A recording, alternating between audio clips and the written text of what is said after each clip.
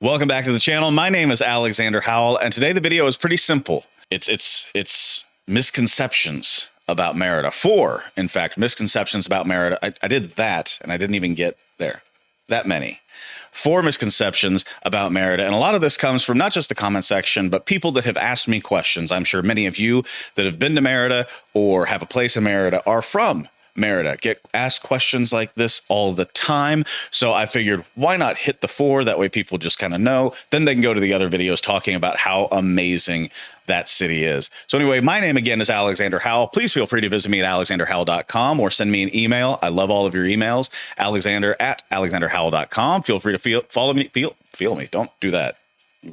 Anyway, follow me on social media at Alexander from KC. That's Instagram, Twitter, twitch.tv/Alexander from KC. That is me. If you want to connect with me professionally, Alexander L. Howell is my username on there. And outside of that, please feel free, last of all, to like and subscribe to the channel. Very much appreciate it. It helps these videos reach all kinds of different people. And if you want it to reach you anytime, anywhere, as long as your phone is on you all the time like mine is, feel free to hit the little notification bell. That just lets you know anytime one of these videos gets posted or I go live and stream, and that way you can ask me any questions you might want to ask. So anyway, let's get down to business. 4 misconceptions that I hear constantly about Merida, Yucatan, Mexico.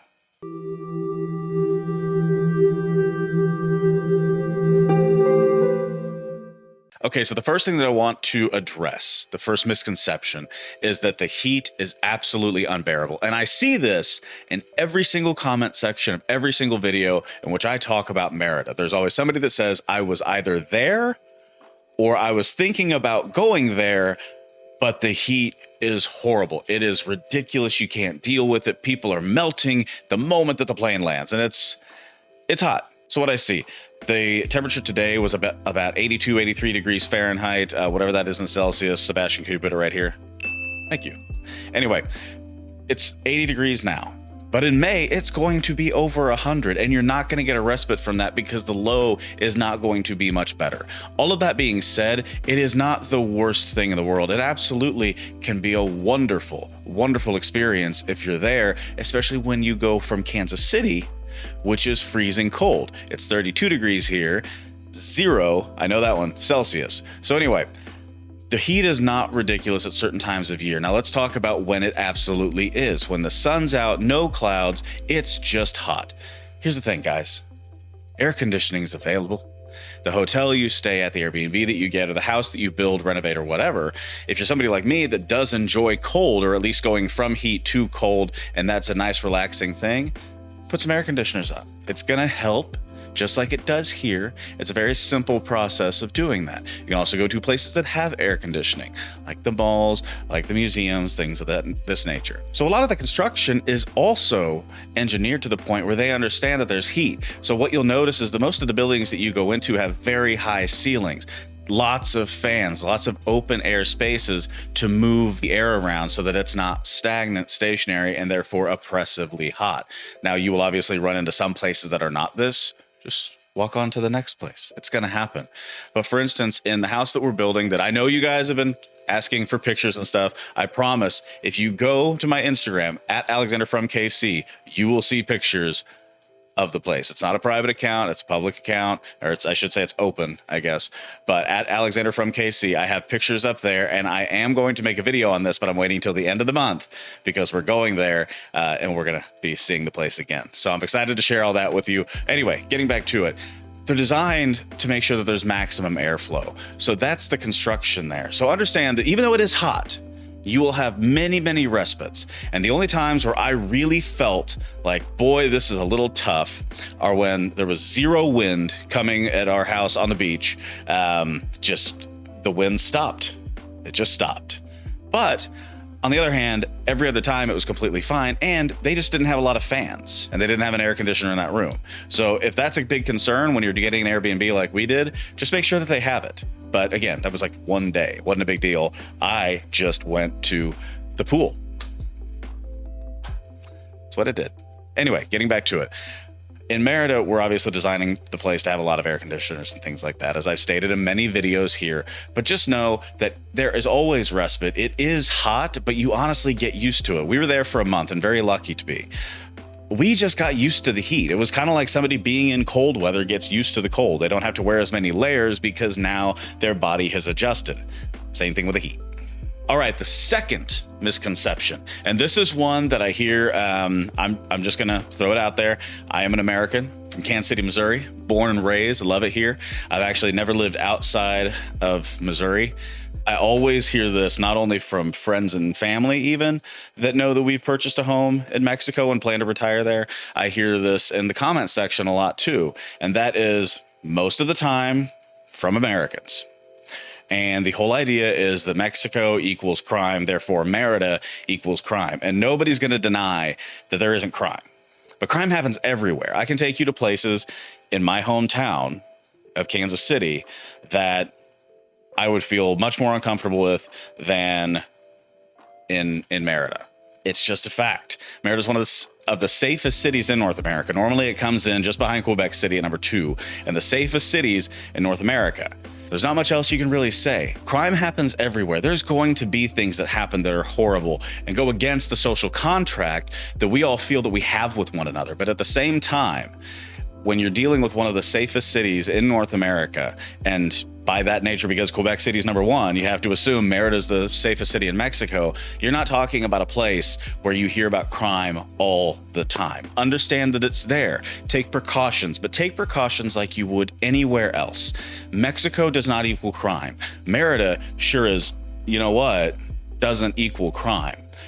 Be safe as you always would. But the second misconception is that just because it's in Mexico, it means crime. I think that's an insulting thing to say in general, but understanding that that is a fear, I'm here to tell you, it's not the case. All right, the third misconception that I hear a lot, and this is probably more self-fulfilling prophecy than anything else, and that is that Merida, and I know a lot of you have kind of mentioned to me that I'm saying it wrong. I don't mean to do that. Like I said on the last video, it's just the Missouri accent. So we'll get through it. I'll start pronouncing it better. I promise. Just deal with it for a couple more videos. We'll get there. We're gonna get there. Anyway, getting back to it. The third misconception that I hear a lot is Merida is a tourist mecca. And I think there are 2 reasons for this. One, I talk about it all the time.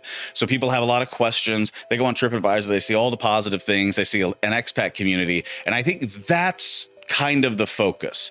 You know, Merida, as I've said several times, is not Cancun. It's not part of Vallarta. It's not several cities that you think about as tourist meccas. It's a colonial town that people enjoy.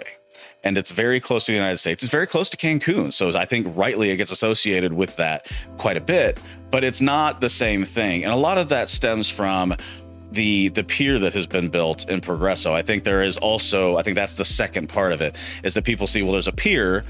There are cruise lines that come up to the pier, not right now because of, you know, COVID and all that, but there are cruise lines that come up to the pier, and therefore it must be the home of all of the tourists that ever want to visit Mexico, outside of maybe a couple of cities. And I got to be honest with you, it's simply not the case. Now, is it an expat Mecca? I would say that that's probably closer to what we're going for, or when you're trying to describe it. There's a nice, significant expat community from Canada, especially America too, and several other countries as well, but those are kind of the 2 main ones, as you would expect. But as far as it being a tourist Mecca, I always try to pin this with a level of understanding, and that is, when I think about a tourist Mecca, I think about a place, just in all honesty, like Cancun, where pretty much everywhere you go, you're not going to have trouble finding somebody that speaks English, speaks in a language of most of the tourists that are coming in. That's not the case in Merida. And it's actually the thing that I appreciate most about it. And it's a responsibility that I have taken upon myself to start learning more and more Spanish so that I can eventually become fluent, because I think it is my responsibility as somebody who's going to move to that area that I learn the native language. So is Merida a tourist Mecca? I would not describe it as that. I think it's a wonderful place for tourism, but I wouldn't describe it as a Mecca. What I would say is that it is a wonderful destination for those looking to tour it. And also, just adding another layer on top of that, it is more of an expat community than it is a tourist one. All right, so the fourth misconception, and my absolute favorite one, by the way, because I've been asked this several times, is Merida is a beach town.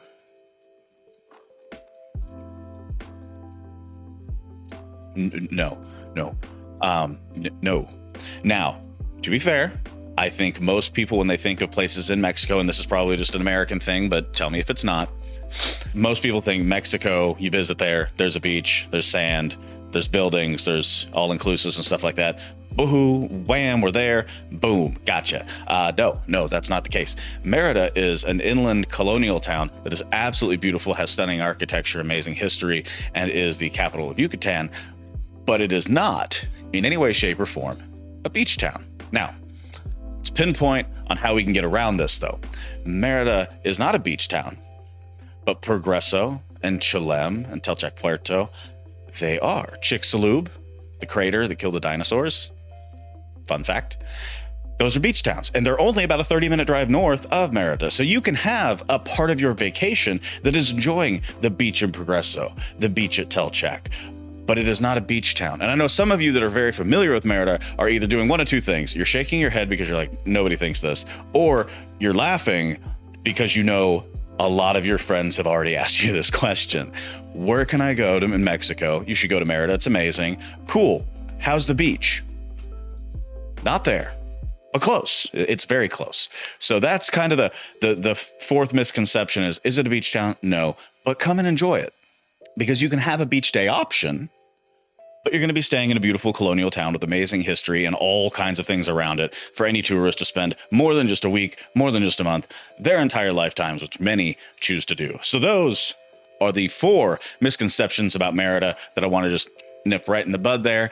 I hope you enjoyed the video. My name is Alexander Howell. Please feel free to visit me at alexanderhowell.com or send me an email if you have any questions that you want to get across. I love when you guys send me emails. I've now got several people that send me them on several occasions, and it kind of lights up my day. So feel free to send me an email, alexander@alexanderhowell.com. Feel free, as I mentioned earlier, to follow me on social media, Instagram, Twitter, twitch.tv.com/ all of them, Alexander from KC. That is always me.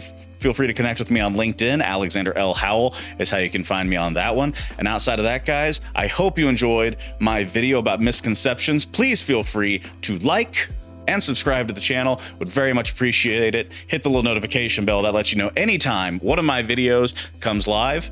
And I'm gonna start streaming on YouTube before too long. Thought I was gonna do it on Twitch more. I think Twitch I'm gonna save for a couple other things. I'm gonna start streaming on YouTube.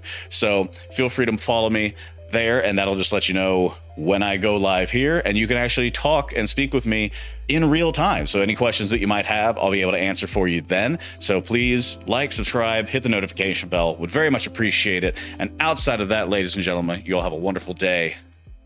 Peace.